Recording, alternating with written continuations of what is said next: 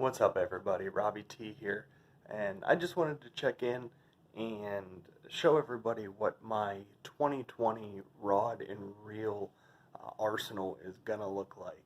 Um, that is for the time being until cabin fever grabs me and I inevitably end up making another purchase. Um, but I wish everybody a happy new year. Hope everybody was safe, and I hope that you got all the fishing equipment that you wanted over the holiday season.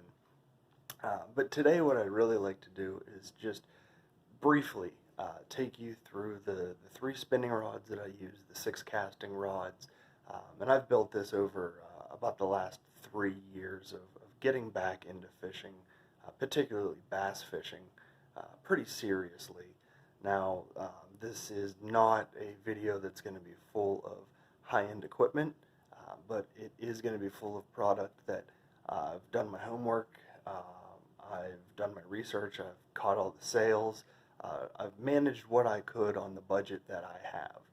And you will see that there's a mix and match of different brands that I use.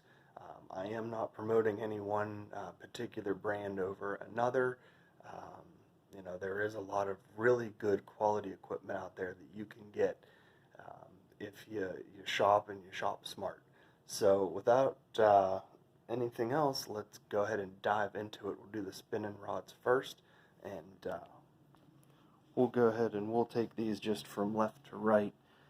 The first one here is a 7-foot medium heavy. This is actually a two-piece rod, the only two-piece rod that I have, and it's a Bass Pro Shops Bionic blade. This rod is, oh gosh, it's got to be 10, maybe 15 years old. But this is the first dedicated bass rod that I ever purchased. I wasn't really sure what I was getting into, but it's still holding up, and I still have good use for it. On it, I have a Shimano Spyrex. And this has turned into a rod that I throw weightless Senkos on. Right now I have a shaky head on it, and it's got enough backbone that I could even get away with throwing a lighter jig or something of that nature if I really wanted to. Next to that, we've got another Shimano Spyrex. It's actually an older model. You can see the color difference there, but it is on a rod that's just as old.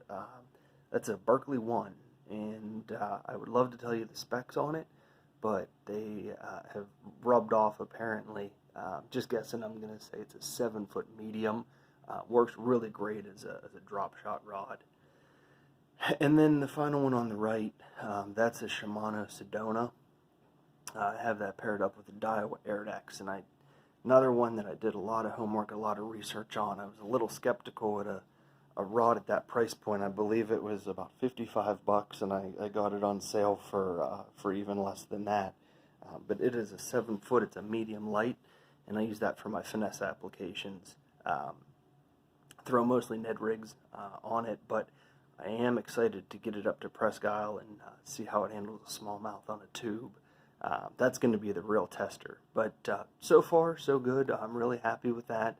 I do not throw spinning gear nearly as much as I probably should, but I'm not too proud to admit that it saved my tail on more than a couple of days.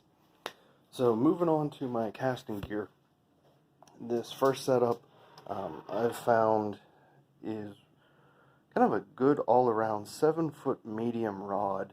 Bought this as part of a combo. It's the Pro Qualifier 2. And I actually bought it because of the reel that it came with. I wanted to try the Pro Qualifier reel, but it turns out that this rod does really well for jerkbaits and square bills. It's a 6:6 to 1 gear ratio on an Abu Revo X. That's, I believe, the 4th generation. Typically, I throw that with fluorocarbon, but this year I am going to be switching over to Yo-Zuri Hybrid. Save a couple of bucks, and I've heard some really great things about it. So before tournament season starts, I'm going to go ahead and play around with that for a little bit. The next rod, another Bass Pro Shop rod. This is the Johnny Morris Titanium 8. This is the 7'2" medium heavy, really great all-purpose rod that I've absolutely put through the ringer. This was the first bait casting rod that I purchased, and you can see I've got an eye tied on with some braid. It's gonna require a little bit of work over the winter time, and the cap and the butt actually fell out. I've got that Gorilla glued in, so with a little TLC, I'm gonna try to keep her going for one more season. Have it paired up with a Pro Qualifier 2 reel. I've got braid on there, and I'm going to toy around and see how that works for weightless flukes. Also going to see if I could maybe get away with a rattle trap, spinner baits, chatter baits. Really a great all-around, all-purpose rig. And the same goes for the next rod.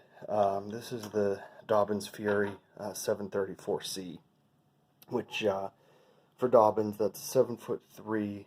That's heavy power and fast action. They say it's good for buzz baits, spinner baits, weightless Senkos. I've yet to find anything that it's not good for. I have it paired up with the Bass Pro Shops Carbon Light 2.0, and I'm actually going to play around this year with throwing some 15-pound Yo-Zuri hybrid on there. But again, it's going to be my spinnerbait rod, but it's also a really great rod to have if you're just walking the bank, and you may end up going through 6 or 7 different techniques in a day. Tough to find anything that rod won't handle. The next setup is actually the rod is by 13 Fishing. This is the Fate Chrome. This is the 7'3" medium heavy. I believe it's got an extra fast tip on it. But this is my dedicated jig rod. I throw it on 17-pound fluorocarbon, and it's paired up with a Shimano Curado K. That's the 7.4 to 1 gear ratio. The rod, I believe, on Tackle Warehouse may say that it's rated for 3/8 to 5/8 ounce. I think that's more accurate. I'm very comfortable throwing 3/8 to a half ounce jig. But those heavier applications, I would tend to shy away from that. I think it would handle it, but the next couple rods are really better suited for heavier applications. First, we'll get to my frog rod, which is another 13 Fishing. This is the Fate Black. The Fate Black's a 7'4", heavy power, fast action rod. I have it paired up with another Pro Qualifier. This one's 50-pound braid. This was originally purchased to be a pitching rod for Texas rigs into thicker cover and heavy vegetation, but it does have a really, really stiff tip on it. So I've found that it works much better for me as a frog rod.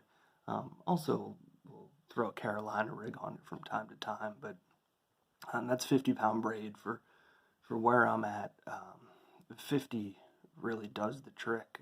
I probably could throw 65, but I think with 50 I do get a couple more bites, and I've never had any trouble as far as break-offs or having a fish overpower me. And then finally, the rod that I purchased as a pitching rod is a Falcon Buku. That's the 7.4 heavy, also with fast action. And I have it paired up with another Curado K. That's the 8.5 to 1 gear ratio.